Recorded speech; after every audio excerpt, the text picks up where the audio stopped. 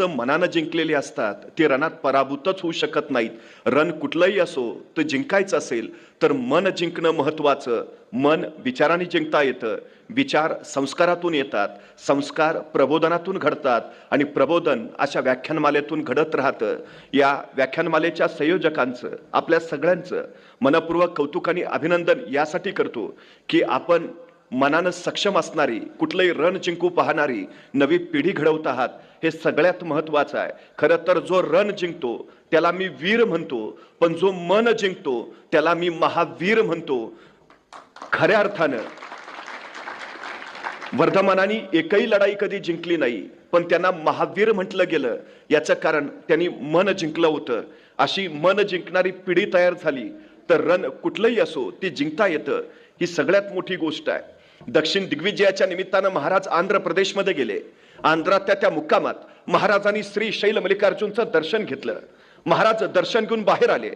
महाराजांनी मंदिराचा परिसर निहाळला आणि महाराजांच्या लक्षात आलं मंदिर देखणं आहे, मंदिर सुबक आहे, पण या मंदिराला घाट नाहीयेत. आणि महाराजांनी आंध्र प्रदेशच्या त्या मुक्कामात श्री शैल मल्लिकार्जुनच्या मंदिराचे सगळे घाट बांधून काढले. आतापर्यंत अनेक राजे महाराजे आले गेले असतील, अनेकांनी मंदिरात दर्शन घेतलं असेल, अनेकांनी तो परिसर निहाळला असेल, अनेकांच्या लक्षात आलं असेल मंदिराला घाट नाहीयेत, पण घाट बांधावे असं वाटलं कुणालाही नाही. ते वाटलं फक्त छत्रपती शिवाजी महाराजांना. खरं तर नसते घाट बांधले तरी काही फारशी अडचण झाली नसती. आताच्या भाषेत सांगता आलं असतं महाराजांना, तो भाग कुठं माझ्या मतदारसंघात येतो. पण ही संकुचितता महाराजांनी ठेवली नाही. ती व्यापकता त्यांच्या ठायी ठायी होती. हे महाराजांचं वैशिष्ट्य. एके दिवशी महाराज मंदिरातून दर्शन घेऊन बाहेर आले आणि शिखराचं दर्शन घेण्यासाठी महाराजांनी शिखराकडे पाहिलं आणि महाराजांच्या लक्षात आलं मंदिराच्या प्रत्येक कोपऱ्यावर एक गोपूर आहे, पण चौथ्या बाजूचं उत्तरेचं गोपूर बांधायचं राहिलंय ते अपूर्ण आहे. आणि महाराजांना तत्काळ वाटलं हे अपूर्ण राहिलेलं गोपूर बांधायलाच हवं. महाराजांनी तत्काळ आंध्र प्रदेश मधले काही मजूर बोलावले. त्यांना सांगितलं हे अपूर्ण राहिलेलं चौथं गोपूर बांधून पूर्ण करा. किती खर्च येईल? मजुरांनी रक्कम सांगितली. महाराजांनी तत्काळ पैसे दिले. गोपूर बांधून करा. आणि महाराज पुढच्या मोहिमेला निघाले. महाराजांनी दिलेल्या रकमेच्या बळावर आंध्र प्रदेश मधल्या त्या मजुरांनी श्री शैल मल्लिकार्जुनच्या मंदिराचं ते चौथं गोपूर बांधून पूर्ण केलं. गोपूर बांधून झालं आणि सगळे मजूर एकत्र बसले. ऐसा राजा होणे नाही.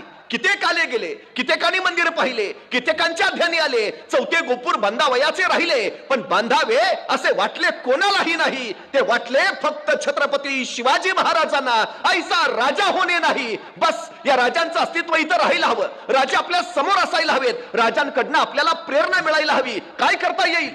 आणि एक मजूर म्हणाला आपण असं केलं तर हे जे चौथं गोपूर आपण बांधलंय त्या चौथ्या गोपुरात आपण महाराजांचीच मूर्ती बसवली तर उत्तम उत्तम उत्तम. आणि आश्चर्य वाटेल, आंध्र प्रदेश मधल्या मजुरांनी वर्गणी काढली आणि श्री शैल मल्लिकार्जुनच्या मंदिराच्या त्या चौथ्या गोपुरात छत्रपती शिवाजी महाराजांची मूर्ती बसवली. महाराजांच्या हयातीत महाराजांचं उभारलं गेलेलं हे पहिलं स्मारक आहे आंध्र प्रदेश मध्ये. महाराजांनी इथंच एक ध्यान मंदिर सुद्धा उभा केलेलं. काळाच्या ओघात त्याची पडझड झाली, पण आता त्याच ध्यान मंदिराच्या जागी छत्रपती शिवाजी महाराज स्फूर्ती मंदिर तिथं उभा आहे. कधी आंध्र प्रदेशमध्ये गेलात तर महाराजांचं ते मंदिर बघून या. दक्षिण दिग्विजय करून महाराज परत निघाले. येता येता कर्नाटकात आले. कर्नाटकात बेलवडे नावाचं एक ठाणं आहे. मल्लम्मा तथा सावित्रीबाई देसाई नावाच्या ठाणेदारीन तिथं राज्य करत होत्या. नवरा आदिलशाहीचा सरदार मरण पावला. नवऱ्याच्या पश्चात ठाण्याचा कारभार या मल्लम्मा म्हणजे सावित्रीबाई देसाई बघत होत्या. आमचा दादाजी नावाचा महाराजांचा सरदार, त्याला असं वाटलं की सगळं जिंकत निघालोच आहे तर बेलवाडीचं ठाणंही जिंकावं. त्यांनी काय मोजकं सैन्य घेतलं आणि बेलवाडीच्या ठाण्यावर हल्ला चढवला. पण बाई मोठ्या चिवट आणि जिद्दीच्या या सावित्रीबाई देसाईंनी दादाजीचा सपशेल पराभव केला. सावित्रीबाईने आपला पराभव केलाय हे जर महाराजांना कळलं तर दादाजी चपापला. आणखी प्रचंड फौज गोळा केली आणि अफाट फौज घेऊन त्याने पुन्हा बेलवाडीच्या ठाण्यावर हल्ला चढवला. यावेळी मात्र सावित्रीबाई देसाईंचा पराभव झाला. विजयाच्या उन्मादात दादाजींनी सावित्रीबाईंना कैद केलं. महाराजांच्या सामने चला. कैद झालेल्या पराभूत झालेल्या सावित्रीबाई निघाल्या, पण अचानक थबकल्या. घरदिशी मागं वळाल्या. स्वतःच तानं बाळ त्यांनी आपल्या सोबत घेतलं आणि म्हणाल्या आता चला. तानं बाळ घेतलेल्या सावित्रीबाई कैदी म्हणून महाराजांच्या पुढ्यात उभा राहिल्या. त्यांना माहिती आहे आपण कैदी आहोत, आपण पराभूत आहोत. हा राजा आता आपल्याला शिक्षा सुनावणार, सजा फरमावणार. पण महाराजांनी काही शिक्षा सुनावण्या अगोदरच सावित्रीबाई झर दिशी पुढे झाल्या आणि स्वतःच्या हातातलं तानं बाळ त्यांनी महाराजांच्या मांडीवर ठेवलं आणि महाराजांना म्हणाल्या, मी तुमची दोषी आहे, मी तुमची कैदी आहे, काही शिक्षा द्यायची असेल तर ती मला द्या, पण या सगळ्या प्रकारात माझ्या या तान्या बाळाचा काही दोष नाही, त्याला दोषीश नको. आपल्या मांडीवर असलेल्या त्या तान्या बाळाकडे बघत महाराजांनी स्मित केलं. चिटणीसाला इशारत झाली. चिटणीस दुधाची वाटी घेऊन आला आणि आपल्या मांडीवर असलेल्या त्या तान्या बाळाला महाराजांनी चमच्यानी दूध पाजलं आणि दूध पाजून झाल्यावर महाराज त्या तान्या बाळाकडे बघत सावित्रीबाईंना म्हणाले, हा आमच्या मांडीवर जो आहे ना तो आमचा भाचा आहे, हा आमचा भाचा आहे, म्हणजे तुम्ही आमच्या बहीण झाला. मग कुठला भाऊ बहिणीला सजा देतो, कुठला भाऊ बहिणीला शिक्षा फरमावतो, कुठला भाऊ बहिणीचं राज्य बळकावतो? दादाजी यांचं राज्य यांना परत द्याच, पण आमच्या बहीण म्हणून आमच्याकडून चोळी बांगडीसाठी यांना नवराज्य जोडून द्या. आणि हा आमचा भाचा, त्याच्या दूध भातासाठी वतनाची व्यवस्था करा. त्या सावित्रीबाईंना काही कळे ना, कैसा राजा, कैसा राजा, माझं राज्य ताब्यात घेणं राहिलं बाजूला, मला शिक्षा देणं राहिलं बाजूला, हा राजा माझं राज्य तर मला परत देतोच, पण मला आपली बहीण मानतो, चोळी बांगडीसाठी नवराज्य जोडून देतो, माझ्या मुलाला आपला भाचा मानतो, त्याच्या दूध भातासाठी वतनाची व्यवस्था करतो. धन्य धन्य ऐसा राजा होणे नाही. या राजांची ही कीर्ती चिरंतन राहायला हवी म्हणून या सावित्रीबाई देसाईंनी या प्रसंगाची 3 दगडी शिल्प तयार केली. म्हणजे महाराज बसलेत, त्यांच्या मांडीवर ते तानं बाळ आहे, महाराज त्याला चमच्यानी दूध पाजतायत आणि शेजारी सावित्रीबाई देसाई उभा आहेत, अशी ती दगडी शिल्प. कधी कर्नाटकात गेलात तर धारवाड नावाचा जिल्हा आहे, त्या धारवाड जिल्ह्यात यादवाड नावाचं गाव आहे. त्या यादवाड गावात एक मारुतीचं मंदिर आहे आणि त्या मारुतीच्या मंदिरात सावित्रीबाई देसाईंनी कोरलेलं छत्रपती शिवाजी महाराजांचं दगडी शिल्प आहे. नव्हे, महाराजांच्या जिवंतपणे महाराजांचं उभारलं गेलेलं हे जगातलं पहिलं मंदिर आहे, ते कर्नाटकातल्या या यादवाड गावात. खर तर महाराजांनी आपल्या स्वराज्यामध्ये नैतिक मूल्यांना प्रचंड मोठं बळ दिलं. आपली प्रत्येक कृती ही नैतिक मूल्यांवरच असली पाहिजे आणि आपण कृतीशील केलेलं नैतिक मूल्य उद्याच्या पिढ्यांसाठी संस्कार म्हणून निर्माण झाला पाहिजे, याच्याकडे महाराजांचा कटाक्ष होता.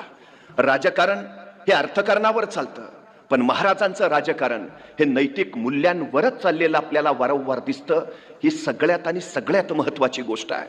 महाराजांनी सांगितलं, शेतकऱ्याच्या भाजीच्या देठालाही हात लावायचा नाही. आपल्या सैनिकांना सक्त आदेश होता, पण कुठल्या शेतकऱ्यांच्या? आपल्या राज्यातल्याच.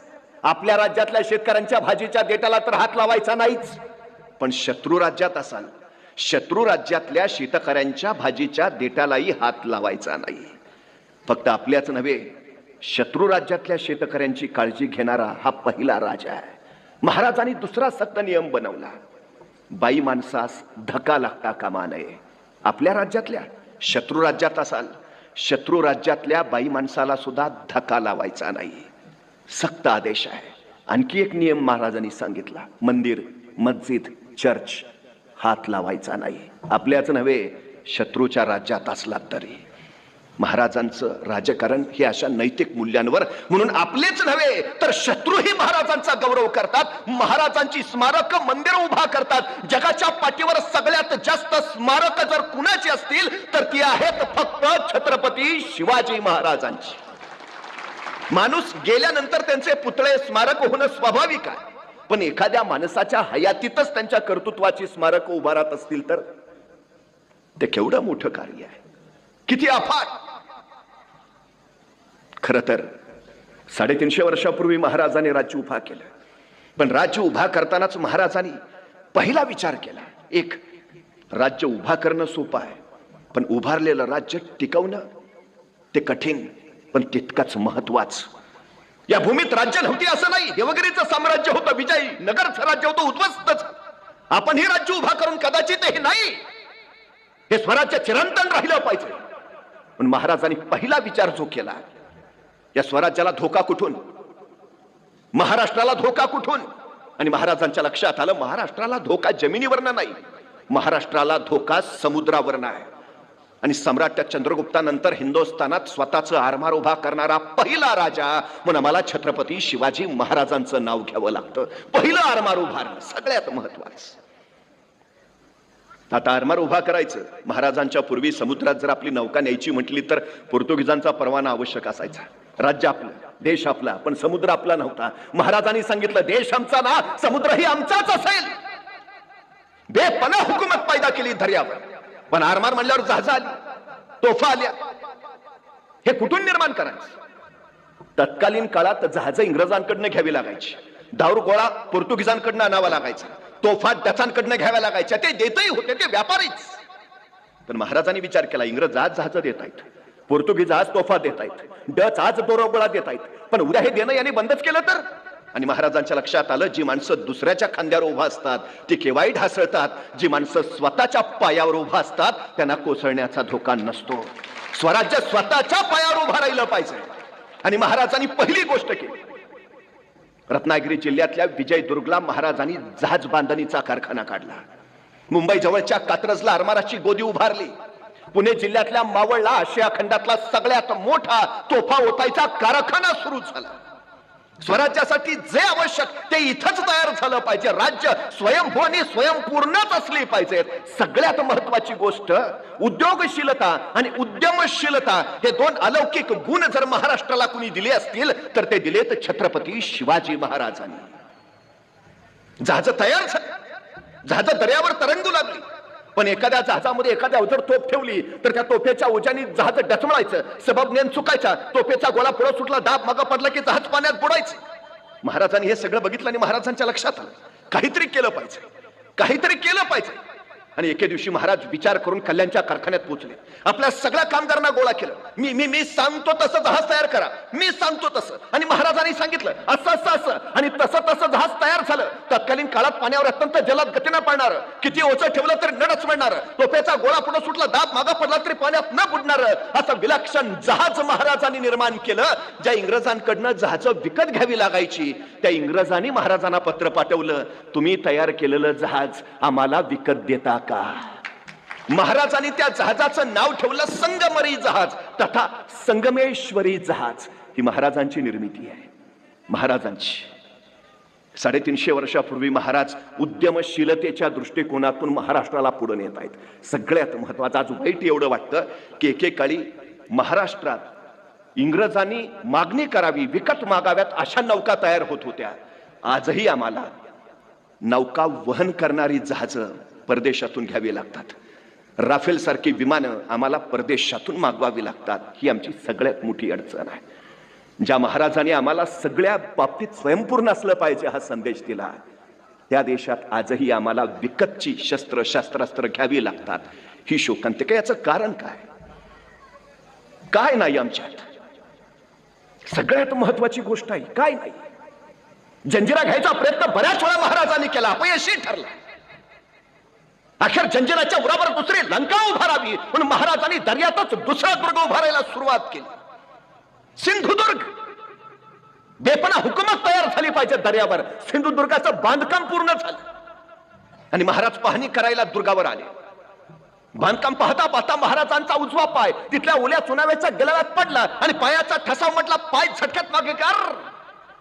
तसे कामगार म्हणाले, महाराज धन्य झालं, आपण या दर्यात दुसरी लंका उभारत आहात. आम्हाला वाटत होतं की आपलं अस्तित्व इथं राहावं. आपलं अस्तित्व या ठसांच्या रूपाने आता जिवंत राहील. तोपर्यंत महाराजांचा हात एका बांधकावर पडला, तिथंही हाताचा ठसा उमटला. धन्य झालो महाराज, हे ठसेच असेच ठेवू द्यायची आम्हाला परवानगी द्या. महाराजांनी परवानगी दिली. पुढं महाराणी जिजाऊराणी सरकारांनी त्या महाराजांच्या ठशांचं जतन करून त्याला काचेची कवाडं बनवलीत. आजही सिंधुदुर्गावर गेला तर महाराजांच्या पायाचा आणि हाताचा ठसा तुम्हाला पाहायला मिळेल. महाराजांचं हे तिसरं जिवंत स्मारक आहे, महाराजांच्या हयातीत उभा राहिलेला. या राजांनी दर्यावर कशी बेपना हुकूमत निर्माण केली त्याचं साक्षीदार बनलेलं हे स्मारक आहे. सगळ्यात महत्वाचं 50 वर्षाचं आयुष्य आहे महाराजांचं. त्या 50 वर्षाच्या आयुष्यात असं कुठलं क्षेत्र नाही, कुठला प्रांत नाही ज्या क्षेत्रा प्रांतामध्ये महाराजांनी अफाट कार्य केलं नाही. 10 वर्ष बालपणात गेली, 10 वर्ष घोड्यावर बसून फक्त युद्ध खेळण्यात गेली आणि उरलेली 30 वर्ष निर्माण केलेल्या स्वराज्याचं सुराज्य करण्यात गेली. स्वराज्य म्हणजे माझं राज्य, सुराज्य म्हणजे लोककल्याणकारी राज्य. जगाच्या पाठीवर एवढ्या कमी कालावधीत घडलेली दुसरी क्रांती नाही. 750 वर्षाचं पारतंत्र्य महाराजांनी फक्त 35 वर्षात हटवलंय. फक्त 35 वर्षात. कुणाच्या बळावर? कोण होतं मदतीला? कोण होतं सोबतीला? रानावनातली, डोंगर दऱ्यातली, 18 पगड जातीची, 12 बुलतेदाराची चड्डी लंगोटीतली पोरं घेऊन महाराजांनी राज्य उभा केलं. कवायती फौजा नव्हत्या अजिबात. शेतकऱ्यांनी निर्माण केलेलं हे राज्य आहे. हातातला रुग्ण बाजूला टाकून शेतकरी ज्यावेळी तलवार हाती घेतो त्यावेळी राज्य उभा करतो, हे दाखवणारा हा सगळ्यात मोठा इतिहास आहे. हे महाराजांनी निर्माण केलं. सगळ्यात महत्वाचं आम्ही करू शकतो. ती प्रेरणा यायला हवी, जी प्रेरणा माँसाहेब जिजाऊ आणि शहाजीराजांनी शिवरायांमध्ये पेरली. आमची अडचण सध्या तिथं ती आहे. मानवी व्यक्तिमत्वाचे संशोधक आणि जीवशास्त्रीय अभ्यासक असं सांगतात की नुकतंच जन्माला आलेलं एखादं नवजात बाळ तुम्ही आम्हाला आणून द्या आणि त्याला काय बनवायचंय ते सांगा, आम्ही त्याला बनवून देतो. हवं ते बनवता येत, हवं ते घडवता येत. काय व्हायचंय तुम्हाला? जिल्हाधिकारी व्हायचंय? होऊ शकता. काय व्हायचंय? नाटककार होऊ शकता, चित्रकार बनवू शकता, सैन्य दलात जायचंय जाऊ शकता, डॉक्टर बनायचंय बनवू शकता. अडचण काहीच नाही. जे हवं ते करू शकता. ओल्या मातीच्या गोळ्याला जर हवा तसा आकार देता येत असेल तर जिवंत मांसाच्या, हाडामांसाच्या गोळ्याला सुद्धा हवा तसा आकार देताच येतो. फक्त माती ओली हवी आणि वय संस्कार क्षम हवं, हे महत्वाचं. म्हणूनच माँसाहेब जिजाऊ आणि शहाजीराजांनी निर्णय घेतला, स्वतःचा संसार बाजूला सारायचा आणि स्वराज्याचा प्रपंच उभा करायचा. घेतला निर्णय. थोरले पुत्र संभाजीराजे शहाजीराजांच्या सोबत बेंगलोरातच राहतील. ते कर्नाटकात राज्य विस्तार करतील आणि धाकटे पुत्र शिवबाराजे माँसाहेब जिजाऊंच्या सोबत महाराष्ट्रात येतील आणि ते महाराष्ट्रात राज्य निर्माण करतील आणि भविष्यात महाराष्ट्र आणि कर्नाटक असं विस्तूर साम्राज्य उभा राहील. काय स्वप्न आहे? काय स्वप्न आहे? ठरलं. 12 वर्षाच्या शिवबाराजांना सगळं प्राथमिक शिक्षण जे जे गरजेचं ते सगळं दिलंय. 12 वर्षाच्या शिवबाराजे माँसाहेब जिजाऊंच्या सोबत पुण्याकडे जायला निघाले.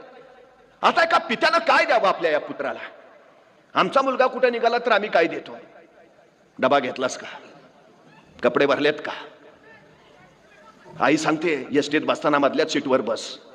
बाळ म्हणतं का? नाही, पुढनं कोणी ठोकलं तरी तू सुरक्षित, मागणं कोणी धडकलं तरी तू सुरक्षित, तू जगला पाहिजे. 12 वर्षाच्या शिवबाराजांना काय दिलं? एक पिता जो संस्कृतचा जाणकार होता. शहाजीराजे नावाच्या या पित्यानं आपल्या पुत्राला जाताना ध्येय दिलं, स्वप्न दिलं, महत्वाकांक्षा दिली.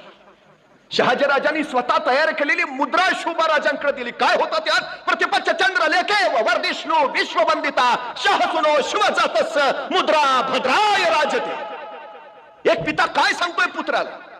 प्रतिपदेच्या चंद्राच्या कलेप्रमाणे तुमचं राज्य वाढत वाढत जाईल आणि एक दिवस ते विश्वाला वंदनीय होईल. अहो काय खात्री आहे? कोण विश्वास आहे? शिवबाराजे अजून बेंगलोरातच आहेत, अजून महाराष्ट्रात यायचंय, स्वराज्याला सुरुवात व्हायची आहे. पण त्याच्या आधी शहाजीराजांना खात्री आहे होणार. तुमचं राज्य उभा राहणार आणि उभा राहिलेलं राज्य जगाला वंदनीय होणार. काय विश्वास आहे? आमच्या पोरांच्या चुका काढण्यापेक्षा त्याचं कौतुक करायची संधी शोधत चला, म्हणजे पोरं इतिहास घडवणारी होतील. सगळ्यात महत्वाची गोष्ट. शहाजीराजांनी विचारलं नाही शिवबाराजांना जमेल का, कराल का, होईल का? विषयच नाही. जमणारच, तुमचं राज्य उभं राहणारच. कोण खात्री आहे? हा विश्वास द्या. सगळ्यात महत्वाची गोष्ट. आमच्याकडे अडचण काय माहिती आहे? आमच्यानं काही जगा वेगळं करायचं म्हटलं तर 50 प्रश्न घरातलेच विचारतात. जमणार आहे का? होणार आहे का? कुणी केलंय का? कुणी सांगितलंय? चाललंय ती नीट नाही का? आणि एखादा तरी हट्टाला पेटला, आम्ही काय वेडे म्हणून सांगतोय का? गाढवा तुला कळत नाही का? संपला विषय. पण तुम्हाला माहिती आहे आपल्या मुलाला गाढवा म्हणताना महाराष्ट्रातल्या 65 घाट रस्त्यांचे शोध गाढवानीच लावलेत. त्याच्यात तो अलौकिक गुण आहे. पूर्वी महाराजांच्या काळात गाढवाच्या काळात घंटा बांधायचे आणि त्याला डोंगरात सोडून द्यायचे आणि मग मावळे घंटेच्या आवाजावर मागं जायचे. गाढव अत्यंत जवळचा मार्ग शोधून काढतं. त्याच्यात तो अलौकिक गुण आहे. मग आमच्या मुलाला गाढव म्हणताना त्याच्यात सुद्धा असा काहीतरी एखादा अलौकिक गुण असेल ना की ज्याच्या बळावर तो इतिहास घडवेल. आहे हो.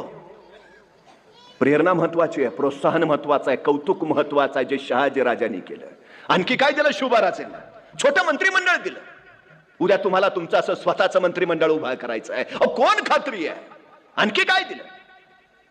भगवा ध्वज दिला आणि सांगितलं, शुभाराजे, उद्याच्या उभा राहणाऱ्या तुमच्या स्वराज्याचा हा भगवा दौलत ध्वज असू द्या. पण ध्यानी घ्या शुभाराजे, हा भगवा पेलणं कुणालाही शक्य होत नाही. मनगटात रग आणि छातीत धग असावी लागते, कारण हा भगवा साधा नाही. हा भगवा प्रभू श्री रामचंद्रांचा, हा भगवा भगवान श्रीकृष्णांचा, हा भगवा रामकृष्ण हरी म्हणत वारीला जाणाऱ्या वारकऱ्यांचा, हा भगवा हर हर महादेव म्हणत रणांगणावर कोसळणाऱ्या धारकऱ्यांचा, हा भगवा शौर्याचा, भगवा पराक्रमाचा, भगवा त्यागाचा, भगवा समर्पणाचा. राजे, हा भगवा भगवा फडकत राहू द्या. काय ध्येय आहे? त्याच वेळी पित्यानं समर्पणाची जाणीव करून दिली, त्यागाची जाणीव करून दिली. शहाजीराजांनी स्पष्टपणे सांगितलं, जे करू पाहत आहात ते सोपं नाही.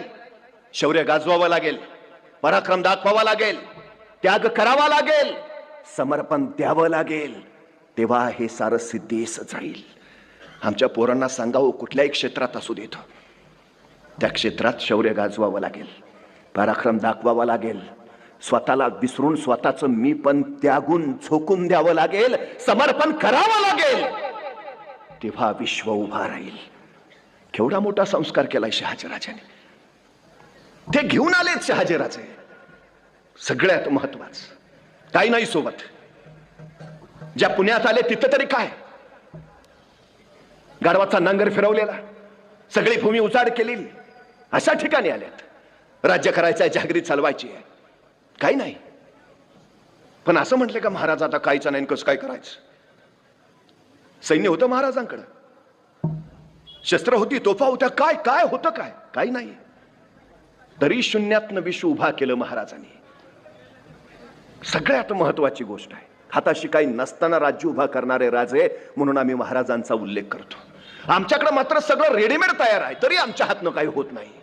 म्हणजे एखाद्याला ढाल द्यावी, तलवार द्यावी, एवढंच काय, त्याला घोड्यावर नेऊन बसवावा, त्याच्या पुढे जाऊन त्याला रणांगणात नेऊन सोडावा आणि मग म्हणावं, लेका आता तरी लढ, तरी पट्ट्या निवांतच. अरे लढ की, तुमचा लढू कसा? एका हातात ढाल आहे, दुसऱ्या हातात तलवार आहे, दोन्ही हात एंगेज आहेत, लढणार कसा? अरे मग निदान पळून तरी जा. पळू तरी कसा? घोड्यावर बसलोय दिसत नाही वे, चो बाजूनी अडचण आहे. मुंगी बघितली, मुंगी मुंगी मुंगी मुंगी केवढीशी, तिचं डोकं केवढंस, डोक्यातला मेंदू केवढासा, तरी पण त्या मुंगीला बरोबर कळतं कुठल्या गावातल्या कितव्या आळीतल्या, कितव्या घरातल्या, कितव्या खोलीतल्या, कितव्या कपाटावरचा, कितव्या फळीवर किती नंबरचा साखरेचा डबा आहे. सांगावं नाही लागत, रस्ता दाखवावं नाही लागत. मुंगी कणभरच असते, मनभर साखर फस्त करते. मराठे सुद्धा कणभरच होते, पण मनभर मोगल उद्ध्वस्त केले ते या निश्चयाच्या आणि निर्धाराच्या बळावर. हवं ते मिळवता येतं, हवं ते कमवता येतं, फक्त निश्चय आणि निर्धार या दोन गोष्टी फार महत्वाच्या आहेत. सांगा आमच्या पोरांना एकदा, ध्येय ठराव, निश्चय कर आणि निर्धारानं कामाला लाग. हे नाही ते नाही करत बसूच नकोस, सुरुवात तर कर, मग बघ. आमची अडचण अशी म्हणजे पोरं सुरुवातच करत नाहीत. नाही चाललाय विचार, एखाद्याला मी सहज विचारतो, काय चाललंय? नाही चाललंय ना. नाही झालं तर बघू, पप्पा म्हणलेत माझ्या जागेवर चिटकावतो. चिटक. काय ध्येय काय आहे? काय दिलंय महाराजांकडे? काही नाही हो, काही नाही दिलं. ना सैन्य, ना तोफा, ना शस्त्र, आणि राज्य उभा करायचं. काय आवश्यक आहे? ॲबे करे नावाचा एक फ्रेंच प्रवासी कोकणात उतरला. त्याला राजापूरच्या बंदरात जायचं होतं, पण महाराजांच्या कार्यालयातनं परवाना घेतल्याशिवाय त्याला पुढे जाताच येणार नव्हतं. तो महाराजांच्या कार्यालयात आला, राजापूरला जायचा परवाना तयार होतोय, पण हा ॲबे करे मुळातच जिज्ञासू. म्हणजे खरं सांगू, तुमचा माझा अभ्यास जेवढा आपण केला नाही ना, तेवढा परकीयांनी केलाय. इंग्रज व्यापारी म्हणून आले इथं, त्यांनी तुमचा माझा अभ्यास केला आणि त्यांच्या लक्षात आलं यांच्यावर राज्य करणं फार सोपं आहे. अभ्यासाच्या बळावर त्यांनी 150 वर्ष राज्य केलं आपल्यावर. 150 वर्ष इंग्रजांना मालक म्हणून राहायचं इथं, म्हणून त्यांनी आपल्या सगळ्यांना गुलाम बनवायचं ठरवलं. मॅकॅलॉने जी शिक्षण पद्धती बनवली तीच मुळात गुलाम बनवणार, ज्याच्यात जिज्ञासा नावाचा शब्दच नाही. तुम्हाला प्रश्नच पडता उपयोगाचे नाहीत. प्रश्न पडले तर तुम्ही उत्तर शोधाल, उत्तर शोधले तर तुम्हाला ज्ञान मिळेल. नकोय ते, आम्ही तेच शिकवतो. किती पोरं जिज्ञासू आहेत आमच्यातली, किती पोरं प्रश्न विचारतात. सगळ्यात महत्वाचा हा ॲबे करे त्या परवाना तयार व्हायच्या काळात नुसते प्रश्न विचारतोय. आमची पोरं प्रश्नच विचारत नाहीत. मी फिजिक्सचा प्राध्यापक, माझ्या आधी अनेक प्राध्यापक झाले, इथनं पुढेही अनेक होतील, पण शिकवतात काय? Newton's law, Einstein's rule, Edison's formula. मला कायम प्रश्न पडतो, न्यूटन्स लॉच का, पाटील्स लॉ का नाही? आईन्स्टाईन्स फॉर्म्युलाच का, देशमुख फॉर्म्युला का नाही? एडिसन्स रूलच का, जगदाळेच रूल का नाही? मला कोड खरंच उलगडलेलं नाही. आमची लोक का शोध लावत नाहीत? आमच्या लोकांना प्रश्नच पडत नाहीत. आमच्या लोकांत जिज्ञासाच नाही. मला कधी कधी बरं वाटतं, बरं झालं ते सफरचंदाच्या झाडाखाली न्यूटनच बसला होता. ते सफरचंद खाली पडलं ना, मग त्याला प्रश्न पडला सफरचंद खालीच का पडलं. मग त्यातनं गुरुत्वाकर्षणाचा शोध लागला. आपल्यातला एखादा बसला असता तर आणि पडलं असतं सफरचंद खाली, काय प्रश्न पडला असता त्याला? बरं झालं मी असतानाच पडलं. काय प्रश्न? बरं झालं आणखी कुणी नाही, अकेले अकेले खाएंगे.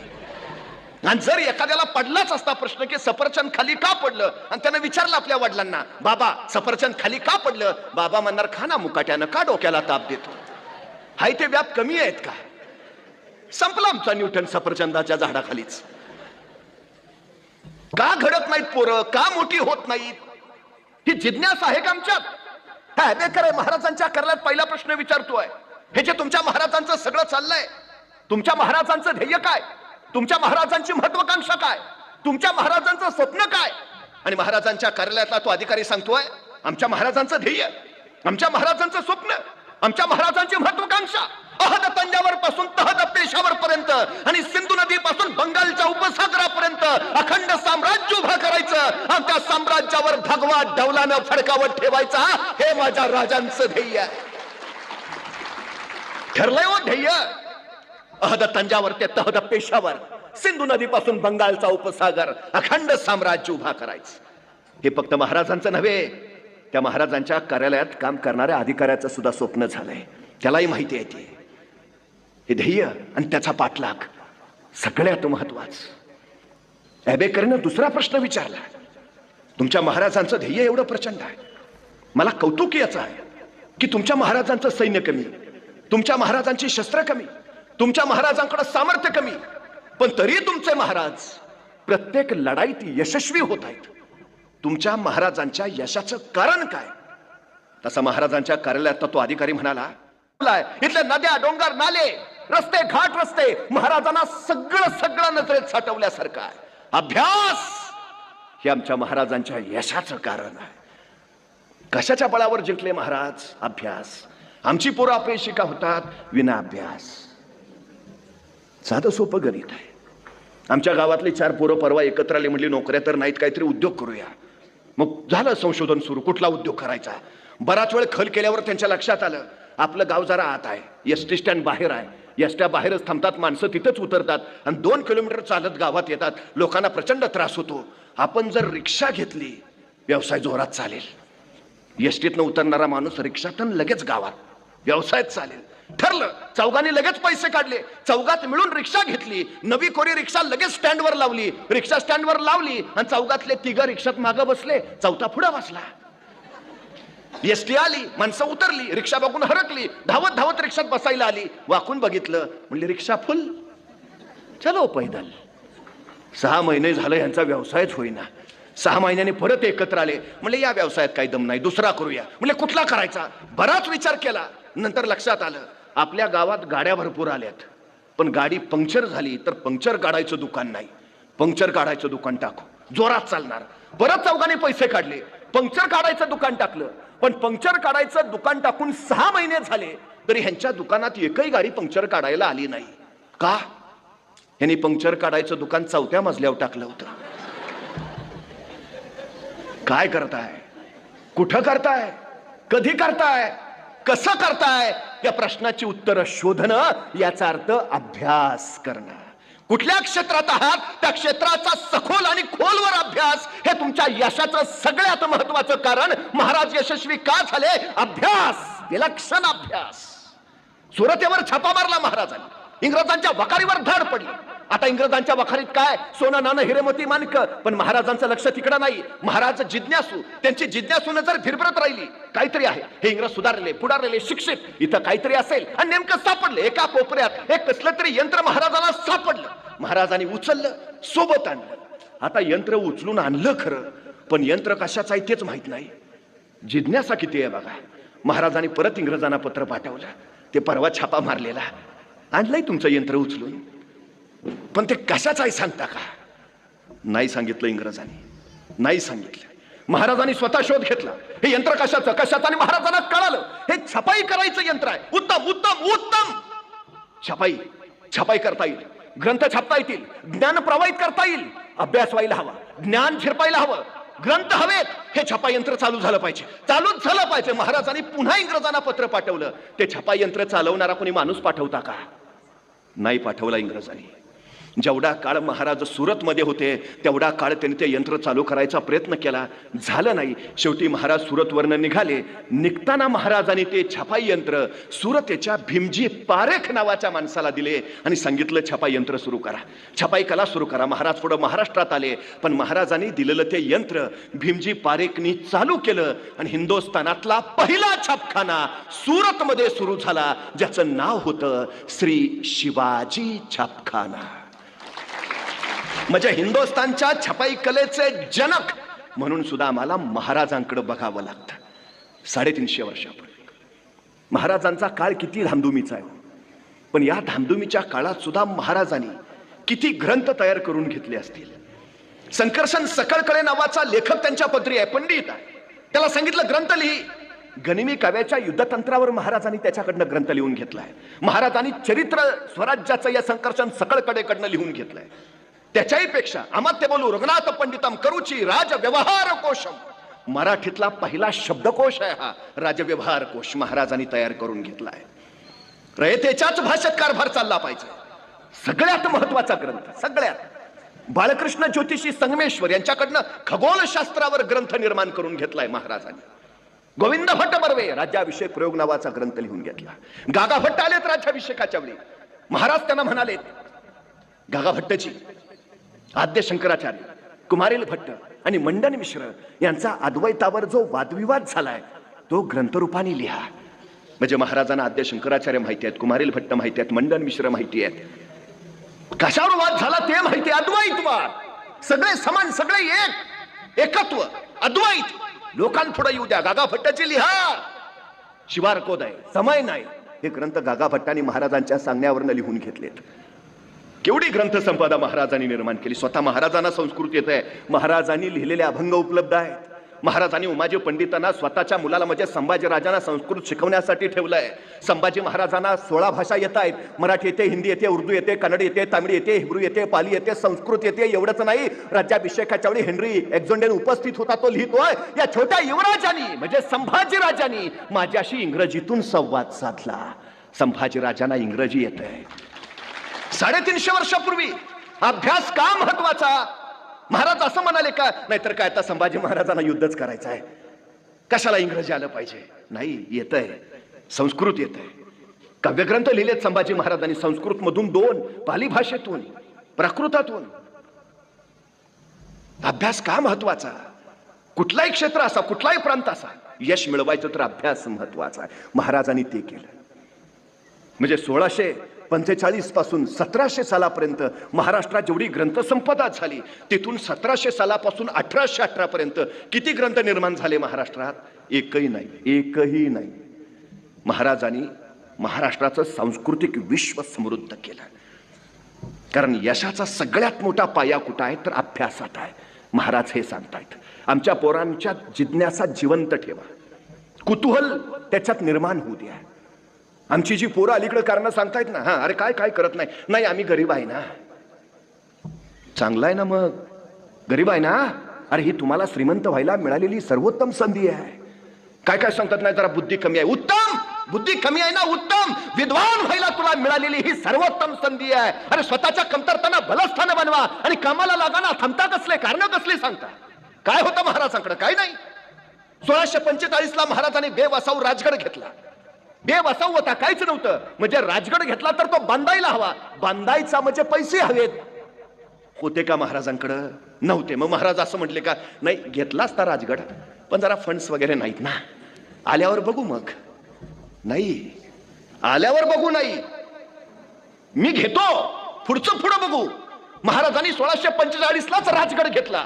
1646ला महाराजांनी तोरणा जिंकला आणि तोरण्याचं बांधकाम करताना महाराजांना सोन्याच्या मोहरांनी भरलेले 7 हंडे सापडले आणि त्या संपत्तीतनं महाराजांनी राजगड बांधून पूर्ण केला. महाराज सांगतायत तुम्ही सुरुवात करा, जगदंबा आशीर्वाद घेऊन तुमच्या पाठीशी उभा असते. तो परमेश्वर कुणाच्या पाठीशी उभा राहतो? काम करणाराच्या, आराम करणाराच्या नाही. कारण कसली सांगत बसला, हे झाल्यावर करतो, ते झाल्यावर करतो, ते आल्यावर करतो. कर, सृष्टी तुला अडचणच येऊ देत नाही. 1670 साली महाराजांचा मोगलांशी प्रचंड मोठा भडका उडाला. मोगलांचं सैन्य 5 लाख आणि महाराजांचं 20,000. आता महाराज काय म्हणावेत? त्यांचे 5 लाख, आपले 20,000, डिपॉझिट पण राहणार नाही, कशाला अर्ज भरा. काय केलं महाराजांनी? सैन्य नाही म्हणून नको लढायला म्हटले, माघार घेतली. काय केलं? संघर्ष सुरू केला, पुढचा पुढं. 1670 साली महाराजांनी प्रबळगड जिंकला आणि महाराज प्रबळगडाची पाहणी करायला पालखीत बसून निघाले. पालखीत बसलेल्या महाराजांच्या शेल्याचं टोक पालखीच्या बाहेर लोंबकळत होतं. एका मार्गावर न जाताना महाराजांच्या शेल्याचं ते लोंबकळणारं टोक बोरीच्या झाडाच्या फांदीच्या काट्यात अडकलं आणि महाराजांना ताण बसला. तसे महाराज थांबले. पालखी थांबवा. पालखी थांबली आणि महाराज सोबत्यांना म्हणाले, हे बोरीचे झाड आमच्या पुढे जाण्यावर आक्षेप घेते आहे. हे बोरीचे झाड आम्हाला अडवते आहे. हे बोरीचे झाड आम्हाला काही सांगू पाहते आहे. इथे काहीतरी आहे. आहे खना, खना. माणसं कामाला लागली. बोरीच्या झाडाजवळ खणायला सुरुवात झाली. 5-6 फूट गेले. दगडी भिंत लागली. उकरा उकरा. भिंत उकरली. 27 घागरी आणि 4 कढया एवढं सोनं महाराजांना तिथं सापडलं. आणि या 27 घागऱ्यांनी 4 कढया या सोन्याच्या बळावर, संपत्तीच्या बळावर महाराजांनी मोगलांच्या विरोधातला संघर्ष जिंकला. तुम्ही सुरुवात करा, सृष्टी पाठीशी उभा असते. शून्यात विश्व उभा करणारे महाराज प्रत्येक लढाईत यशस्वी का झाले? थांबले नाही. तो कारण नाही सांगत बसले, हे नाही, ते नाही, ते नाही, हे नाही. आमच्या पोरांना सांगा, कारण नका सांगू. सबब इतर अजिबात नको. पुढं चला, सुरुवात करा. एक जण डोंगराच्या पायथ्याला उभा होता, वेळ रात्रीची. मी म्हणलं का थांबलाय? नाही, वर जायचं आहे. म्हणलं जा ना. मग नाही, अंधार आहे ना. मग मी माझ्या हातातला कंदील त्याला दिला. म्हणलं जा आता. आणि मी आलो निघून. दुसऱ्या दिवशी पहाटे त्या पायथ्याला पोचलो तर सद्ग्रस्त तिथंच. मी म्हणलं अरे वा, जाऊन आला वाटतं. नाही, गेलोच नाही. म्हणलं का? अंधार आहे ना. अरे म्हणलं मग कंदील दिला होता ना. हो दिला होता ना, पण त्याचा उजेड फक्त माझ्या पायापुरताच पडतोय. मला किती लांब जायचं आहे? अरे भल्या माणसा, चालायला सुरुवात तर कर. उजेड आपोआप तुझ्या पायाबरोबर येत जाईल. सांगावं आमच्या पोरांना, सुरुवात कर बस. आपोआप आपोआप होत आहे सगळं. ध्येय ठरवा. ध्येयाच्या दृष्टीनं ज्या क्षेत्रात जायचा त्याचा सखोल अभ्यास करा. अभ्यासाच्या बळावर मग तुम्हाला तुमच्या पुढच्या कृतींचं नियोजन करता येईल. तुम्ही काम कसं करता याला महत्व नाही, काम किती करता हेही महत्वाचं नाही. तुम्ही तुमच्या कामाचं नियोजन कसं करता हे फार आणि फार महत्वाचं आहे. 50 वर्षाचं आयुष्य आहे महाराजांचं, पण या 50 वर्षाच्या आयुष्यात एकही घटना अशी नाही, एकही प्रसंग असा नाही की ज्याचं महाराजांनी नियोजन केलं नाही. अहो ते जाऊ द्या, आईच्या गर्भात असतानाच ज्यांच्या आयुष्याचं नियोजन ठरलंय, असे जर कुणी महापुरुष या सृष्टीत जन्माला आले असतील तर छत्रपती शिवाजी महाराजांशिवाय दुसरं नाव नाही. जन्माला यायच्या आधीच ठरलंय. हो का जन्माला यायचं? जन्माला यायच्या आधीच ठरलंय. जन्माला येऊन काय करायचं? 50 वर्ष एकही घटना नाही, एकही प्रसंग नाही की ज्याचं महाराजांनी नियोजन केलं नाही. एक साधी गोष्ट सांगतो. 10 नोव्हेंबर 1659 महाराजांनी प्रतापगडावर अफजल खानाचा कोतळा बाहेर काढला. अफजल खानाचा कोतळा बाहेर काढायला महाराजांना फक्त 2 मिनिटं लागली. पण या 2 मिनिटाच्या यशस्वीतेसाठी महाराजांनी तब्बल 1 वर्ष नियोजन केलं होतं. तब्बल 1 वर्ष. आईन्स्टाईन असं म्हणतात की मला जर कुणी 1 तासाचं काम करायला सांगितलं तर तासाभराचं ते काम कसं करावं ह्याच्या नियोजनात मी 50 मिनिटं घालवीन आणि 50 मिनिटाच्या नियोजनाच्या बळावर तासाभराचं ते काम मी फक्त 10 मिनिटात उरकीन. नियोजन तुमचा वेळ वाचवतं. नियोजन तुमची ऊर्जा वाचवतं. नियोजन तुमचे कष्ट वाचवतं. नियोजन फार महत्वाचं. 35 वर्षात 750 वर्षाचं पारतंत्र्य का हटवलं? फक्त नियोजन. भान राखून योजना आखाव्यात आणि बेभान होऊन त्या अंमलात आणाव्यात, हे महाराजांच्या यशाचं सूत्र आहे. सगळ्यात महत्वाची गोष्ट. सगळ्यात बघा ना, 40,000 फौजनिशी अफजल खान निघाला. महाराज कोणत्या परिस्थितीत आहेत त्यावेळी? महाराजांच्या प्रिय पत्नी सईबाई राणी सरकारांचं निधन झालंय. महाराज विलक्षण दुःखात आहे. आणि या दुःखात असताना महाराजांना निरोप मिळतोय की तुम्हाला जिंदा या मुर्दात पेश करतो अशी विजापुरात कसम खाऊन अफजल खान येऊ लागलाय. स्वतःच दुःख सावरावं की स्वराज्यावरच हे आलेलं सैतानी संकट आवरावं, बाजूला सरलं दुःख. आणि महाराज निघाले राजगडावर, तर थेट आले प्रतापगडावर. आता प्रतापगड का निवडावा? शेजारी थंड हवेचं महाबळेश्वर आहे म्हणून? भयान आहे, बिकट आहे. किर दर्याखोऱ्यांचा भयान, कडकपाऱ्यांचा. दिवसा ढवळ्या सूर्य जिथं जमिनीवर पोचत नाही, माणसाची बात सोडा पाकर जिथं फिरकत नाही, असा निबिड भयान प्रतापगड. खानाला कळालं, राजाने प्रतापगड जवळ केलाय. मोठा चौथाळला खान, मोठी जहरी आणि गहरी चाल टाकली राजाने. पण पर्याय नव्हता. अखेर खान आला. वाईच्या पसरणीच्या घाटात खानाचं सगळं सैन्य पसरलं. महाराजांना कळालं खान 40,000 फौजनीशी वाईच्या पसरणीच्या घाटात आहे. महाराजांनी तयारी चालू केली. सोबत्यानं सांगितलं आपलं सैन्य गोळा करा. माणसं कामाला लागली. सैन्य गोळा झालं. महाराजांनी तानाजींना विचारलं, तान्हा किती झाले? आणि तानाजी म्हणाले, जी 7,500. 7,500? अरे खानाचे 40,000 आहेत. आपले एवढेच.